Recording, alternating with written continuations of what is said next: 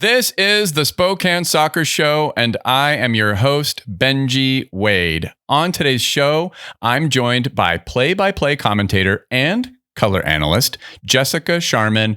Welcome to the show, Jessica. Hello. I am so delighted. We have had this pending to break the fourth wall for absolutely ever. We have. It's finally aligned, and it's about dang time because it's the first time of the spring season I've been put on a Spokane game. Yeah. I mean, what is this? I think I've called more games than anybody else in the league. And yet I was speaking to Joe Johnson, our coach's coach, like, how has this happened? But also like a little nervous that maybe I'm the problem, you know? So let's knock some wood now. There's no way that that's true, but I'm looking forward to this conversation for a number of reasons. And for my listeners, I want to give them a little bit of backstory about how you and I became connected. So, all right, here we go. Ready? If you are a fan of Zephyr FC, and of course you should be, chances are you have heard Jessica's voice on Peacock, the stream of the games, many times. The first time, and I shouted you out on the podcast, was the Brooklyn game that ended up being a draw, even though it should have been a win. And there were a couple moments in particular in this game that you gave the call on Peacock. And you were doing color on that, or were you doing play-by-play? I think that was color, right? It was color, and I remember why. Okay, it's coming back to me. We're going to do this in real time. Neither one of us have prepped a hell of a lot, folks, so this is just going to be like we're too busy to prep, Benji. We're too busy, and it's almost going to be better probably because it'll be like a extemporaneous phone call is effectively what this is going to feel like. So I remember there was a moment where Zephyr FC were up in that game, and I'm just going by memory, so don't check my exact facts on this, but we were up 1-0 late. I want to say it was like minute 87. And there's a moment where there's a Brooklyn attacker, Izzy Nunu, the goalkeeper, comes off her line.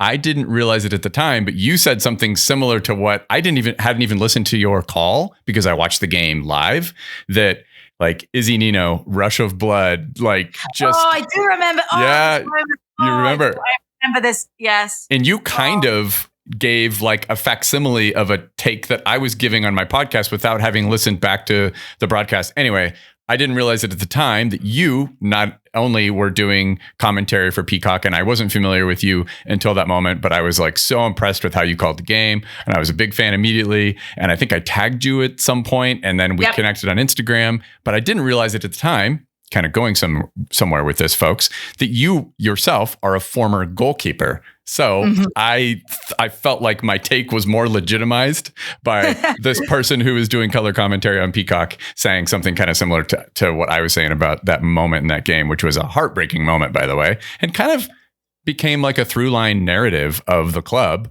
through the first few months of late goals conceded, like should have had a win, including a game against Lexington that we'll end up talking about. So anyway, I want to start from there. Tell me about your soccer story, Jessica, and where it all began for you, because I actually don't know your story, and we're going to find out in real time together.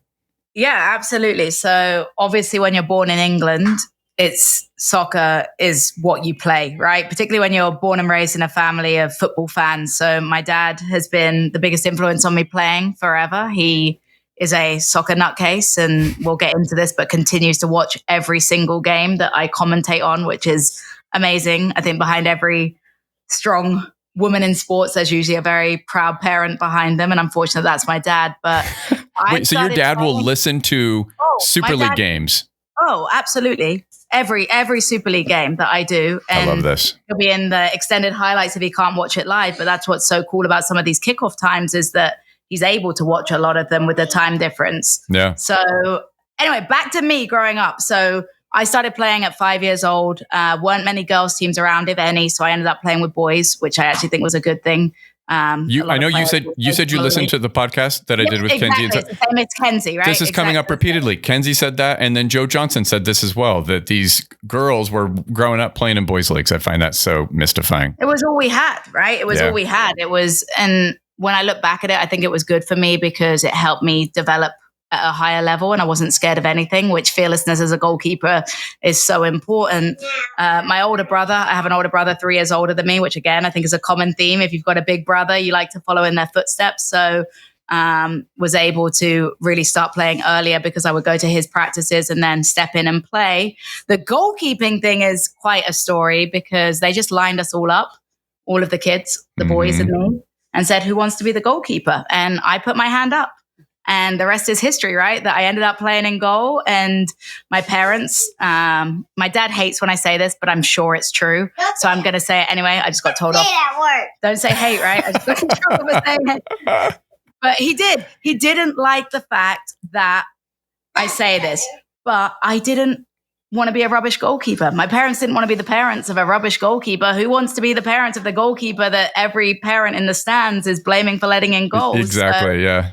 He invested, my mom and he put together a lot of resources, a lot of private lessons, a lot of goalkeeper specific practices that ended up meaning I got pretty good and played with boys until you capped out. And in England, the cap out to play with boys was 12 years old. Okay. After that, you weren't allowed. I guess safety, body development, puberty, all of these things meant that I then found a girls team, and it was fine, decent level. And eventually I got scouted by Watford and then played for Watford's academy. So that was a great experience.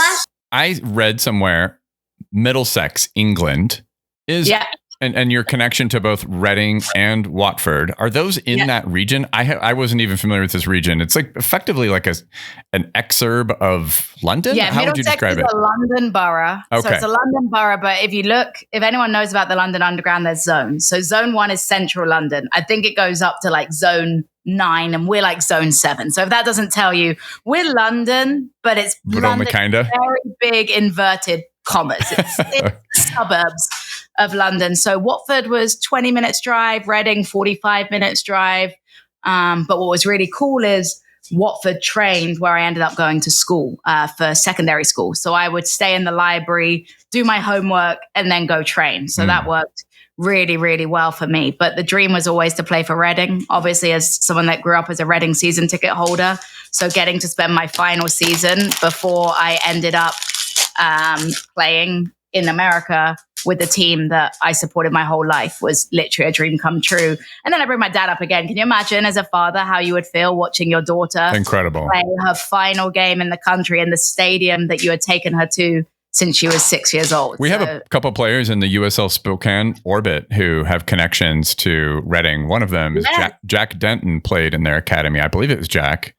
So what time period are we talking about here?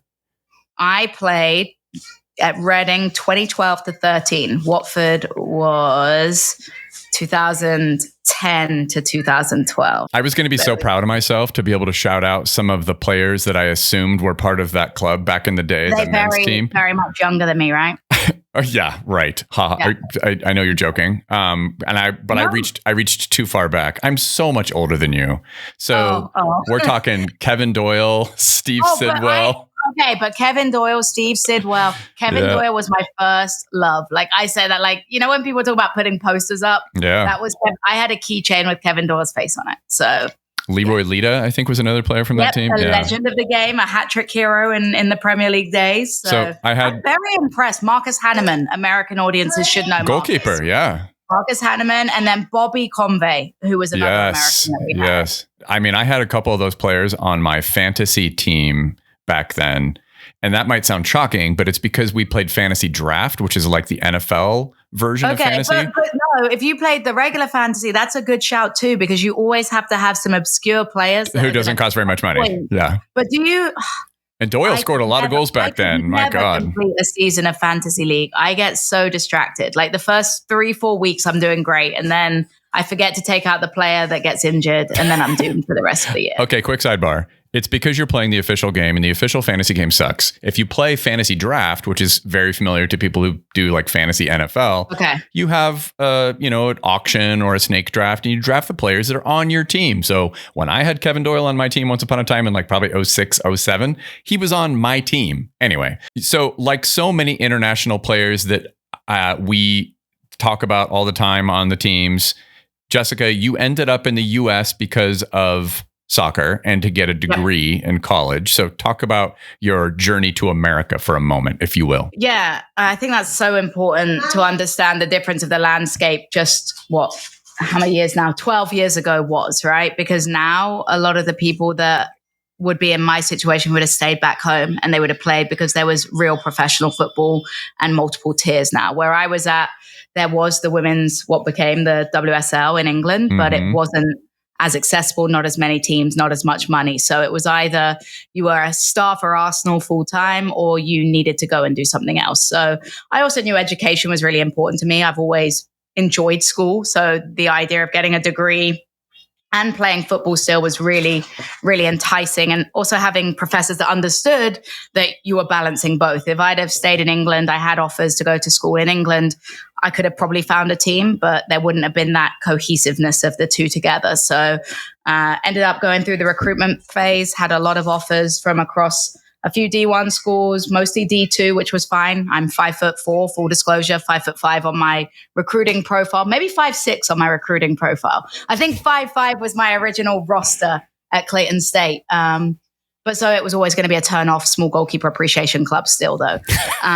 So I ended up going to a school called Clayton State, which is just south of Atlanta. And one of the main reasons I wanted to do that, which is kind of crazy. Morrow, Georgia? Morrow, Georgia. Okay. So about 20 minutes away from Atlanta Airport down south. And CNN was always like, oh, CNN's based in Atlanta. And my coach that recruited me, that took me to Nando's to recruit me, knew that I wanted to do broadcasting. So he was always saying, well, CNN's there. So that's a good outlet to get into broadcasting. Obviously, I've not ended up at CNN. Don't regret that. But I'm really glad I ended up going to a small school. And this is something I coach high school now. Something I tell all my girls is sometimes it's better to go to a small school than a big school because you're going to get the resources that maybe you won't get at a big school. Yeah. So I started commentating at my school. For the boys team. So I would play for the girls team, then commentate for the boys team afterwards. And I would have never done that if I'd have gone to a D1 school because D1 schools pay people like me now, fast forward 12 years to commentate the game. So that's where it started. You were playing and then you would go get into the locker room, get dressed, wouldn't shower, I'll be completely honest. So luckily there were no on cameras or anything like that. Yeah. But I would get up, run up, go up the mountain. And the mountain was, when I talk about how low maintenance this broadcast was, you climb up a tower. It's literally a press box tower up a ladder, like a ladder, like a straight angle ladder. I would go up there, call the game off one camera, but I don't regret it because and it was just you, of course. Call. A solo call for most of it. Eventually, they brought someone in that did some as well, and I would do some color commentary for him. So that's when I discovered I did enjoy doing the color com side as well. But made me who I was. It got me some reps, and it kind of ignited that fire underneath me that I knew was there because I'd always watched Match of the Day, which is like England's It's the gold standard. Yeah, exactly. Yeah, exactly. So I'd grown up watching that. So I knew it was what I wanted to do, but everyone thinks they want to be a commentator until they have a hot mic in front of them. Yep. And that's when they really discover if they want to do it or not. And luckily, I passed the test that I did want to do it. I remember the first time I ever did a radio show back in my 20s, which was almost 100 years ago at this point. Different animal. Oh my God. Radio has taken a long time for me to understand and love. Well, I think any possible impulse I would have ever had to be bashful in front of a microphone was destroyed during that time period, because I remember one time doing a computer issues / sometimes video game radio show with a friend of mine. And right before we started our first broadcast, when I came on that show, he was like, just want to let you know, Benji, there's about 50. I'm like, I can't believe he told me this right as we're about to go on air. He's like, there's about 55, 60,000 people that typically listen during this hour. Oh my God. I know. I was like, okay, well, I definitely had moments during that particular radio show. Then after that, I was like, whatever, I had fun. So if you have fun. Isn't it funny though, how that is? I used to be nervous about that, particularly I would call the Charlotte FC games. And not only does it go out to the radio audience with Charlotte FC, but the sound was played around the concourse. And some of those Charlotte FC games had 70,000 people at it. But that doesn't bother me as much. If anybody has ever done what bothers you? PA is my biggest PA at a high school game. And it's so funny. I sometimes help out with the high school I coach at, and they'll be like, Jess, can you do PA? PA in front of 50 high school parents gives me more anxiety than I called the US women's national team She Believes Cup in the Atlanta Stadium. On on radio. That gave me less anxiety than doing PA for a high school game. That actually totally makes sense. Something about that. The presenting sponsor of the Spokane Soccer Show is Flat Stick Pub, the best pub experience in the state of Washington. Local craft beer and wine, signature cocktails, brick oven-baked pizza, Bavarian pretzels, and the best watch parties for our beloved Zephyr and Velocity FC. If you're not there with me watching soccer, grab a putter and play some mini golf or duffel board or check out the golf simulator. I have to say, as a disgustingly competitive person myself, there's literally nothing more entertaining than having a beverage and flexing on your friends in a game of mini golf. It's a perfect icebreaker too. Maybe first date. I think they wanted a Best of Inlander for first date, which makes a ton of sense. You'll never have a socially awkward moment again if you spend your social outings at Flatstick. Don't take my word for it. Head down to Flatstick in downtown Spokane or go to flatstickpub.com to book a tea time or check out their latest tap list. The Spokane Soccer Show is supported by Spokane City Credit Union.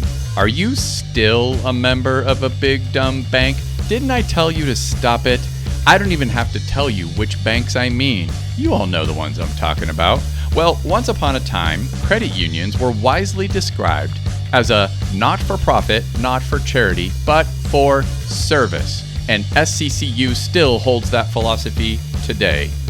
At a bank, you're just a customer. At a credit union, you're both a member and a shareholder. Throughout 2025, I will be updating my listeners about SCCU's commitment to the Greater Spokane Parks Challenge. Speaking of great parks, first up is our crown jewel, aka Riverfront Park. Be sure to join me and our friends at the Northwest Autism Center on April 26th down at the Ice Age Playground for the annual 5K Walk, Run, or Roll Steps for Autism. Come join us to celebrate community, inclusion, and awareness of autism by registering now at stepsforautism.org.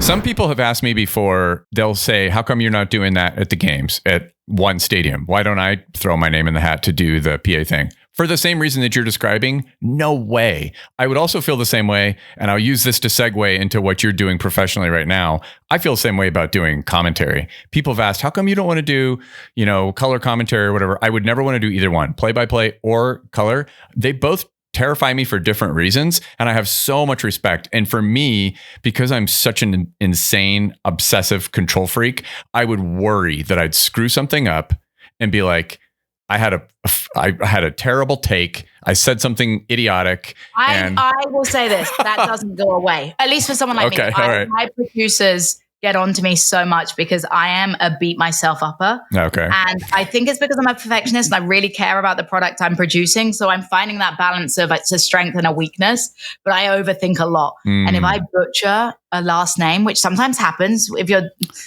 have thousands of players I'm working with across all the leagues I'm doing. Sometimes you'll forget the pronunciation, or for me being foreign, sometimes I'll read a phonetic pronunciation. And to me, I'm like, no, that's right. That's what they've written down. But an American accent, it's going to be different. So that doesn't go away. Those worries that you're messing up don't go away. I love that you feel that way. It just actually happened to me, Jessica, on Sunday. I was interviewing a player from Velocity FC, Siobhan John Brown, who spent most of his life in a West Indies nation called Grenada. Now, okay, yeah, British owned, right? I British thought, was on. At one point, sure, yeah. I have a not updated history of colonialism in my head right now, but sorry to everyone that England ever colonialized. Yeah, and France for that matter, and the United States.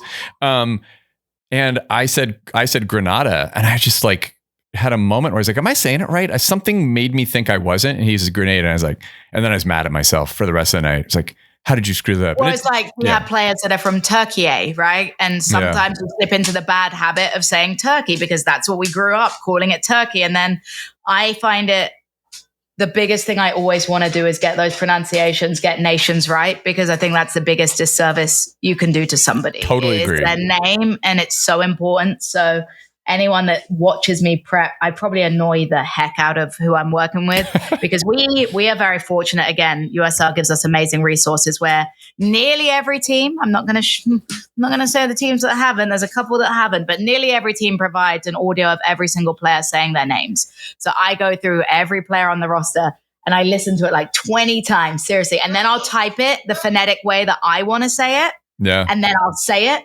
and then I'll play it back and be like, okay, now I'm finally there. I love that we're talking about this so much. And this is such a niche topic, but I love it. And I'm going to give you a little bit of insight about my own stuff that I want to hear how you do this. When I'm talking about a team that we've played against, I don't like just saying, oh, Siobhan John Brown made this great attack down the left or the right or whatever and took on a defender. I will name that defender that they took on, even if that player is not on our team. And then when I'm Googling that player and I want to make sure I understand the context of the player, I want to know how to pronounce their name. I'm sometimes Googling like pronunciations of names from different countries, and I have to go deep sometimes to find something that I think is actually accurate. Which is so hard, like, because you can't rely on anything. No. You have to get them saying their name. But even sometimes when you get them saying their name, okay, yes. Chioma. I can't believe you're saying this. Okay, it's Ubogagu. Officially. Dude. We set up a phone call with her. I can't believe you're saying this. This is exactly the player. I have to stop you. This is exactly the player I want to talk about. Ubogagu. I had been saying Ubagagu. Same. And they sound very similar. And this is what's hard too. Sometimes you'll go to coaches, Jess Garziano, right? And I was like to Jess Silva, I was like, Jess, is it Garziano or Garziano? And she's like, those sound the same to me. I was like, oh, but they're not. They're not. They're not the same to an Italian person, they're not. Yeah. So tough. But it's Chioma Ubogagu. Thank you. Yep. I had a moment with that player because, first of all, she's awesome. She's a legend and also the nicest human being. Like, we set up a call to talk to her because number one, we wanted to get it right. It was after the free kick goal she scored. And Michael and I had this feeling of it because we kind of knew we were saying it wrong. Yeah. But also we were being told different things. And that's hard too, because you get social media, people telling you one thing, league telling. And I love that the league cares so much. Don't get me wrong. Like, it's amazing that we have people that are really staying on top of us for pronunciations. Yeah. But you have to get it from that player's mouth. And you also have to get them to slow it down. And eventually she slowed it down. But again, if this doesn't tell you the sort of player she is, she said to us, I just really appreciate, even if you get it wrong, that you're trying. And that was like, it was like so lovely, but it also made me want to be like, no, Chioma. It's not enough. It's incredible. You have to get it right. You have to get it right. I had a moment with that name because I was watching one of Dallas's recent games, and the commentator, I think it was play-by-play, was saying Ubogagu. And I was like, oh, that poor bastard. He just butchered that woman's name. But then I paused and I went, but what if he didn't? So I found a video clip of Chioma saying her name, right? And she said it the exact same way. And I was like, I've got to go back and expunge the record of every time I said Ubogagu, which, okay, I have to talk about this for just a moment because it's going to segue eventually into the conversation about Zephyr FC and their recent victory over Dallas. When Ubogagu was subbed off at half and Joe Johnson and I, after the game, talked about this, I did a small prayer. Oh my gosh. I was like, thank you, Pauline. Thank you. I know. And I think Pauline McDonald is very smart and Dallas are doing a lot of things right. Mm-hmm. But I wonder if some of it, I mean, she is older. So some minute management with scheduling. Had to be something because between Ubogagu and Walker defensively, we couldn't do anything. And I was just like, I was like, our prayers have been answered. Ubogagu's off the pitch. The soccer gods were taking we have a chance. Okay. I got to find out a way that you ended up at Charlotte FC for 3 years as a color analyst for an MLS team.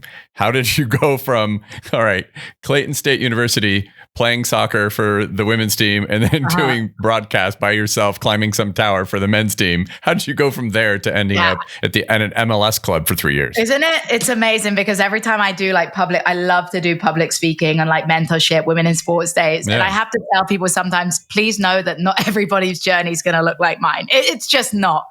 But you also have to do everything right and work your butt off to get a journey like mine. So I do think that a lot of things had to align, but also a lot of things were because of my work rate that I ended up with this opportunity. So once I graduated, I knew I wanted to do commentary, but I also knew it wasn't going to be sustainable straight out of college. And also, full disclosure, with visa paperwork, things like that, I had to get a certain job that fit a certain criteria in order to be able to stay in the country. So I ended up working for a nonprofit in Atlanta called Soccer in the Streets. They make mini pitches, and it's all about making soccer accessible.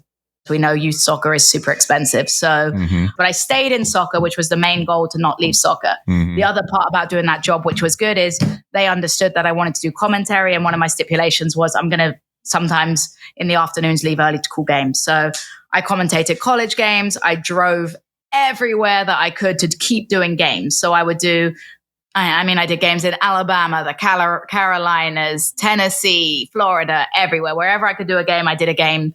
And I was making pennies. I mean, $25 sometimes for games, like it didn't even cover petrol. And maybe I would ask for a cheeseburger from the concession stands and $25. But I was getting reps and I was getting better. I ended up at some high school championships meeting Jason Longshore, who's a radio voice of Atlanta United. And he became one of my mentors, which was very helpful. Continued to just keep building my name, keep calling games. And eventually the stars aligned when Jason called me on a random, bear in mind, Charlotte began play February 2022. I got a call from Jason January 2022 saying, Jess, I know you're crazy. I've got an opportunity. I just need to figure out how crazy you are. And he's like, they had a color commentator. She's dropped out. They want a female, which was kind of one of Charlotte's big aims, was they wanted to have a female voice, which is something I respect. I also shout out Charlotte FC. I don't ever want to be a token female. And I think I proved that I wasn't a token female. So I had mixed feelings about that, but also amazing that they wanted to have a female voice. And he was like, they need someone to start in 3 weeks.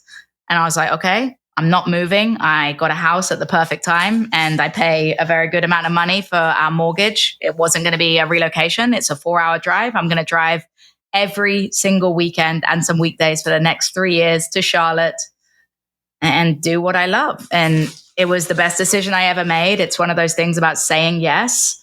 And what was really special and what I look back so fondly about that time is I did every game in club history until I decided to step away this season. So amazing. It was radio, which is also really, I fell in love with commentary, listening to radio, listening to Reading games on the radio with my dad. So I'd always had like part of me that felt like I would end up in radio again. And it was special that I ended up in radio. The timeline is really crazy that's right when this was happening. I remember you sending me messages about, I think I'm going to do more Super League games. I'm also going to do NWSL games. But yeah, so it was difficult to make a decision because you have to think about the guarantee, but sometimes you have to take a risk. And I thought over it a lot and I wanted to count on myself. One of the things I've always done is bet on myself. I trust in my ability. I trust in my work rate. And fortunately, it paid off. I knew USL liked me. I knew that NWSL were interested and were expanding their world feed. And I also it's been a wild year for me because then SiriusXM, I'd been doing a lot of cover work for them. Then they said, hey, Heather O'Reilly stepped aside. We want you to take over from Heyo, which was filling the boots of Heather O'Reilly is absolutely nuts, Incredible. But yeah, the SiriusXM. Yeah. So doing that every Monday is a NWSL women's show. We talk a little Super League, obviously, here and there, but there's also Super League has its own one, so we try not to fill in. But a lot of US women's national team talk too. I love that because I think developing my hosting skills makes me all-rounded. And that's where I think my unique selling point is that I'm all-rounded. I think that realistically, my biggest future is going to be in the play-by-play commentary just because, let's be real here, with the amount of women's players and it's amazing, that are now finding ways into the media. Their playing careers are instantly going to leapfrog them over me to a role in color. So if I can fill in color here and there, I love it. It's a great skill set. It helps me as a play-by-play because I can take everything I've learned from my color side of how I would want as a play-by-play to set up my color, which helps. And then the radio hosting just gets me comfortable with. The thing that I find hardest about play-by-play is like the element of the intros and the intricacies of the hosting and the outs and the timing. So doing the radio hosting has helped a lot for me to be able to fine-tune those things. Oh, that's really interesting. Do you have like a set of broadcasters that you looked up to that you can talk about a little bit? Yeah, Jackie Oatley is the biggest one for me, who's crazy story. So I didn't really mention that in there. So obviously there's ups and downs. So when I was doing Soccer in the Streets, there was a point where I was like so busy that it was hard to do the commentary anymore. And I've kind of not given up, but it's slowed down.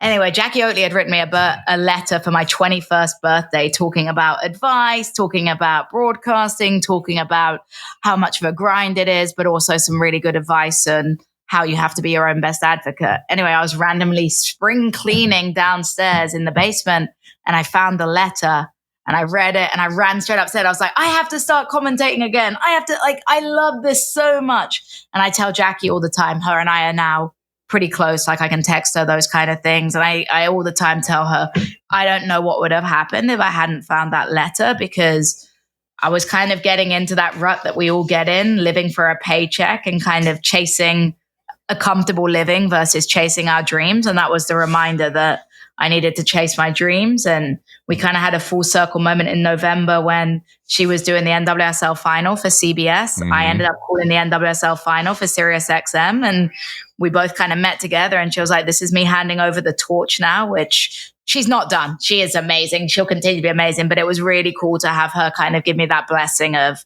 you've got a great, bright future ahead of you. And they say don't meet your heroes, right? Because they're worried that maybe they won't live up to it, but she is as good of a human being as you'll meet. So she's been really good for me. The Spokane Soccer Show would not be possible without the support of Feast World Kitchen. You know what else wouldn't be possible without Feast World Kitchen? Mouth-watering cuisine from every region of planet Earth. That's what. Feast is a nonprofit that helps immigrants and former refugees in our community become chef entrepreneurs. Barbacoa tacos, yum-yum Korean fried chicken, ashak dumplings, lasagna bolognese, warbat bilishta, mango mousse. That's just a few of the delicious dishes being served up during restaurant week. And lucky you, because Feast is open every week from Wednesday through Sunday on 3rd Avenue in downtown Spokane. To learn more about Feast World Kitchen, their current menu, or to order some of that delicious food online, go to feastworldkitchen.org. It fills me with joy to announce that Wildland Co-op is a sponsor of the Spokane Soccer Show. What is Wildland Co-op? Wildland is a small farm, it's a brewery, it's a winery, and it's a local goods market. 20 varieties of beer on tap, guaranteed to be something you're going to dig. A range of fantastic wines and tasty non-alcoholic beverages. So pull up an Adirondack chair on their cherry tree patio and take in all those yummy flavors amidst sweeping views of Green Bluff and the foothills of Mount Spokane. There is literally not a better place in the 509 to gawk at the warm, dreamlike skies during golden hour. I've almost run out of room on my phone taking photos of it. And that's actually a true story. The Wildland Co-op is family friendly, everybody's welcome, and if you'll recall, last year, their head brewer, Michael, took me up on the idea of making a signature beer for the Spokane Soccer Show. Remember the double pivot pub ale? We're doing it again this year, folks. No announcements yet, but stay tuned. We're going to do a different beer. We don't even know what we're going to do yet, but we're going to do something really cool. For more information, go to their website or follow them on Instagram, Wildland Co-op. That's wildland.coop. I have to ask you this. Has anyone ever mistaken her for you or you for her? Yeah. Oh, yeah. Yeah. Her. And you know who else? Which this one surprises me. And this is, I love Leanne Sanderson because I think she's got big opinions. But her and I do not sound the same. The amount of people that have texted me after Leanne's been on a game, like, hey, I heard you doing color. I was like, no. Okay, that's fine. But Jackie Oatley? Yes. Okay, I, listener, am guilty of this. And you may remember it. The Marta goal where she sat those two kids on the ground. Yeah. I remember sending you a DM going, that was awesome. That must have been so fun. And you were like, yeah, that wasn't me. And I was like, oh God, was that Jackie? Shit. But they are, yes. But I think that's the biggest compliment I can get. We have slight different nuances now. You do, yeah. But I think who wouldn't want to be compared to somebody that has made waves like no other woman in broadcasting? So it's a huge compliment. I do think my unique trait is the raspiness of my voice on goal calls, which at first I used to be quite self-conscious about. Now I'm realizing it's something that makes me. And also, I think it's awesome. It has a ability. Someone said it to me the other day, and it really reassured me that it cuts through the noise differently. You know, and if you're in a packed stadium, it cuts through it. So the biggest challenge that I think is facing all the, different levels of commentators that are trying to make a name for themselves and develop and grow in that talent is enthusiasm. And one thing nobody could ever accuse you of is lacking for that. And I think whether it's play-by-play or color, there needs to be some joy and enthusiasm when a goal is scored. And you have to love the game. Yeah. You have to love the game. But I do think and this was the best advice I've had in developing myself, is having ebbs and flows. It should be a roller coaster, your broadcast. Some broadcasters start at 10 with their open, so they've got nowhere to go. Exactly. They don't seem, and so learning those ebbs and flows, and it's still something I'm working on, but getting that gradual climb. And Lloyd Sam, of all people, which is, I'm not name dropping here, it's just I knew Lloyd from Charlotte FC when he was the color commentator for TV. He listened to some of my play-by-play and he gave me some really good advice, actually, and said, you got to imagine you're that fan on their seat. Yeah. And you're the voice. And it should be, you can't go from, Ekic has the ball, Ekic scores. No, like, you've got to grow with the excitement as you're fit. Oh, she's got the ball. Oh, she's getting, and it's in. And it's about that gradual climb to the big moment. And that's something that I pride myself in, that I think over the last 6 months, I've really worked on mirroring that feeling, that emotional feeling with my voice of gradually growing as you see the chance coming. Totally. But that comes from playing the game too. I love that description from Lloyd about reflecting the fan. I just uploaded a video last night, Jessica, and it's a person on Spokane Zephyr who I consider a friend, Sydney Cummings. She scored her first goal for the club. Yes, which they hadn't updated on the game notes when I was doing my prep work, which really threw me off. So I another thing, game notes, you can't rely on them too hard. You have to do some of your own digging too. So I do have her down as one goal now to talk about tomorrow night. Oh, I love it. And I'm getting video in my cell phone and I'm doing what you're describing about this. I was like, short corner, because somebody had just asked me during half, like, how come we never do short corners? And I was like, I don't really know. It's a great question. I don't see them very often in the Super League at all. And then, of course, Dallas comes out with a short corner. And then on the short corner from Amina Ekic, I was like, you can hear me talking on the video. I'm going, short corner, what is this? Oh my God, oh my God, oh my God. And then, of course, I yell, let's effing go. And that would have ruined it. Acceptable as a fan, not acceptable. Again, knocking some wood here. Uh-oh. I have never had an issue with a cuss word. I know. Now I'm worried because tomorrow's game is not only on Peacock, but local TV in Lexington as well. I've never blurted a swear word out, which is actually very impressive considering where I'm from. It's so impressive. I know. And it's like, that is affection in the UK to use F-bombs and other words that I won't name. And that's why I will never have a career in this. I can't not yell LFG. It's my go-to. And I say it every time somebody scores a goal when I'm excited. And I did when Sydney scored a goal, of course. This is a great segue, I think, into talking about the Super League. I'd love to just pick your brains a little bit about your thoughts on the league so far. And then we can use that to tee up this upcoming game, and you can ask me a couple questions. I can give you some thoughts about where Zephyr FC are sitting in the league, which is, if you haven't paid attention, they're the informed team, them and Carolina. But so just tell me what you think about covering the league so far. Well, firstly, I think what a privilege it is to talk about a league since day one. It kind of mirrors, again, the opportunity I had with Charlotte. It's so helpful as well to know everything, right? Because I've been involved since the get-go. And now, so I understand all the history. I understand the themes. Like you say, with Carolina, I know that, they started really good, then they dropped off, and now they're good again. I know about Brooklyn being amazing. And now what on earth has happened to Brooklyn? I mean, it's wild, but it's so special to be able to be with a league since day one, because it makes life a lot easier than when I do USL championship games, jumping in and not really having that same context to know the big picture overarching themes.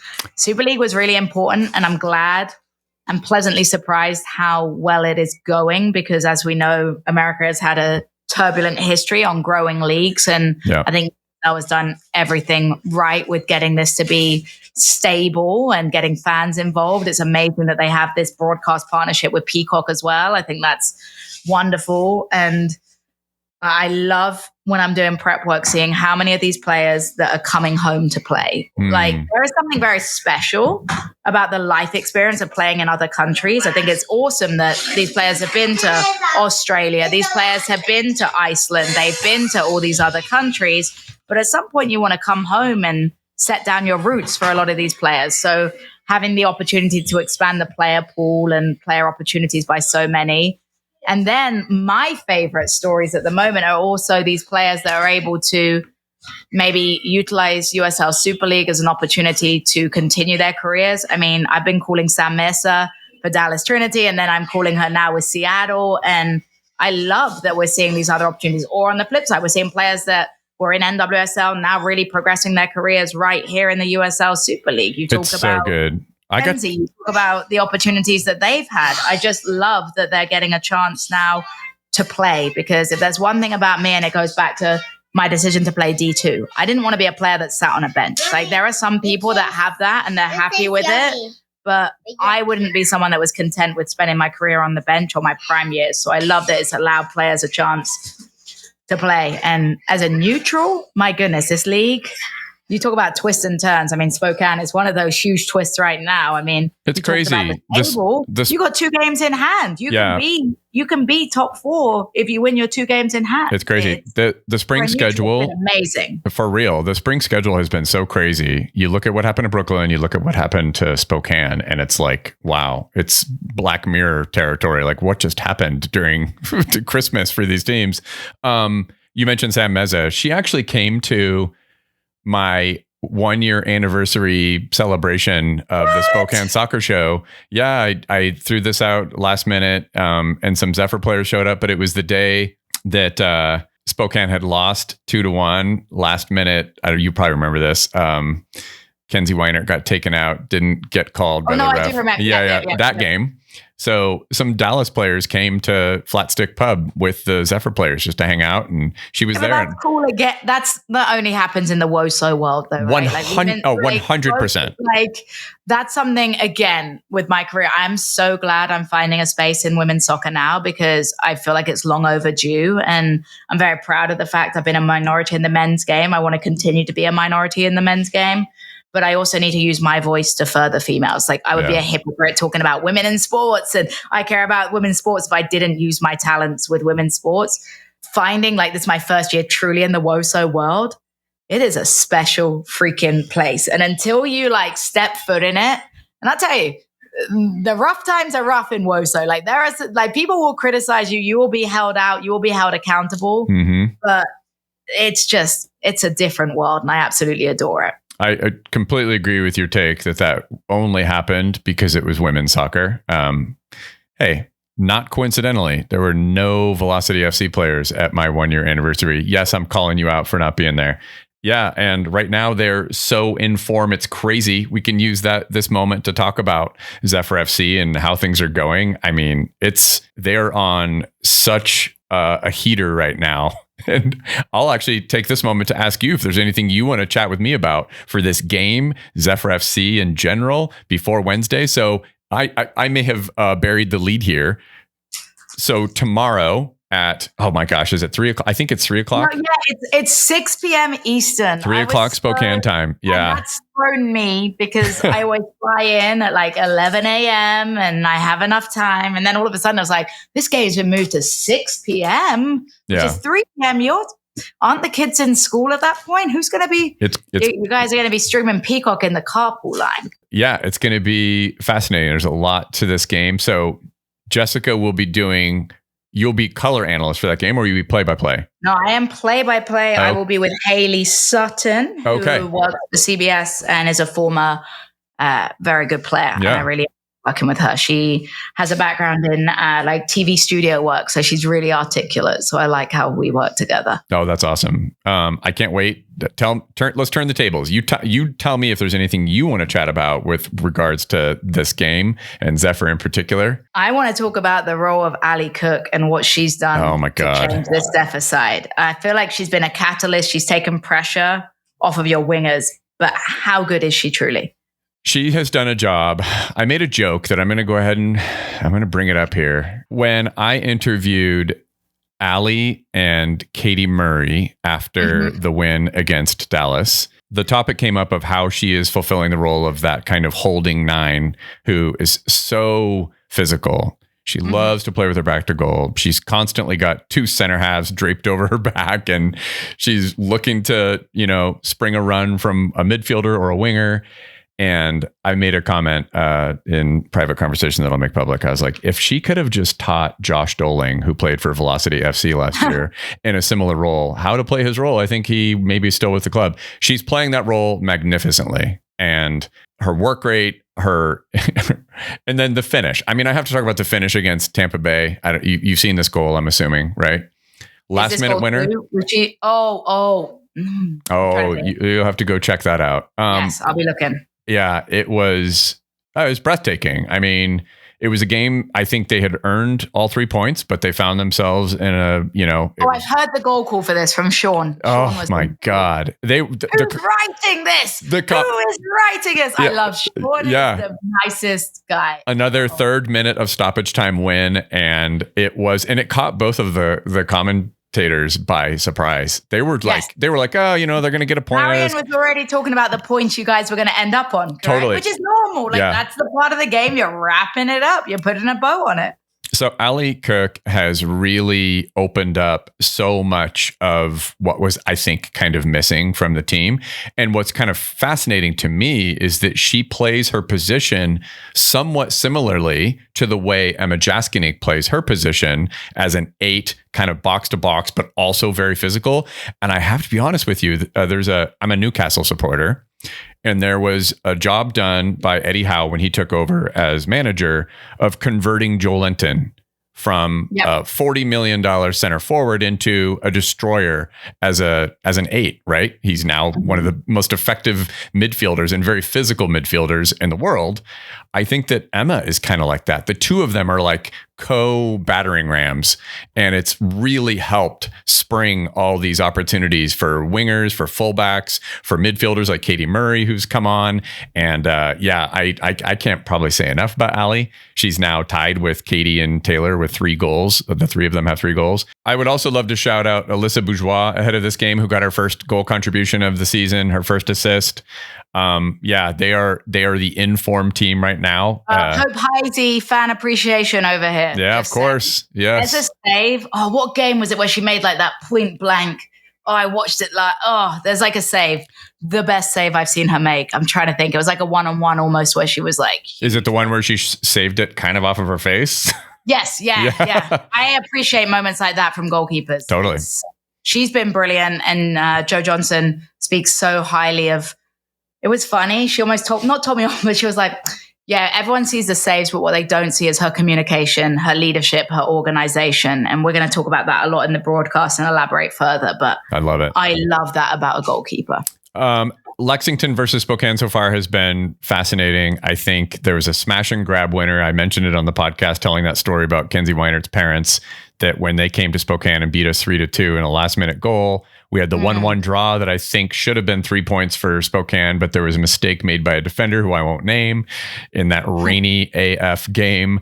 There's also one more note I will supply to you here. I don't know if you know this. Kate Doyle, who played for Gonzaga and then ended up playing for Arkansas, is now on Lexington. Yes, and it's Gonzaga. I've been practicing. Yep, Gonzaga. And she's got a connection to Spokane. I never actually got to meet Kate before she transferred. She was injured during the year that I started following Gonzaga's women's team. But yeah, it's been so great to have you on here. I know you have 5 games in the upcoming. You have 5 games between Wednesday and Sunday, starting with Lexington hosting Spokane Zephyr. Yep. But that's why. But I'm one game at a time. You guys have all of my attention until final whistle, 8 p.m. I'm so excited and so relieved that they finally put me on a Spokane game, so I can put my little post-it. No lie, I do this. My little post-it on the TV that says SPO-CAN. Yes. Just in case. It's my backup post-it. Like, I know it now, but it's always better to be safe than sorry. I have a t-shirt that's got a mnemonic device that says SPO and it's printed over top of a can. I'll have to send you one of those shirts. You deserve one. Absolutely. Jessica Charman, it's been a pleasure. I'm so glad we got to do this on short notice, and it's been super fun. And I can't wait to have you back on the podcast in the future to talk more about your career as you take off, and hopefully you won't become too famous for me. You can follow Jessica on Instagram. The handle is Jess, Jess Talks Footy, FOOTIE. Anywhere else you want to be followed in the world of social media? Mainly Instagram. I'm on the X, but don't use that as much anymore. Don't blame you. Get on Blue Sky. You on Blue Sky yet? Not yet. I need to. I know I need to. But it was delightful. What you guys are doing is absolutely amazing. I'm a big proponent for local media, and podcasts are one of my best resources. So I like to listen to it for prep work. So congratulations on all you're doing as well. Well, thank you very much. And thank you to all of the folks who are going to tune into this and listen, and be sure to rate, review, all the things. And once again, thank you, Jessica Charman, for coming on to Spokane Soccer Show. It's been awesome to have you. And until next time.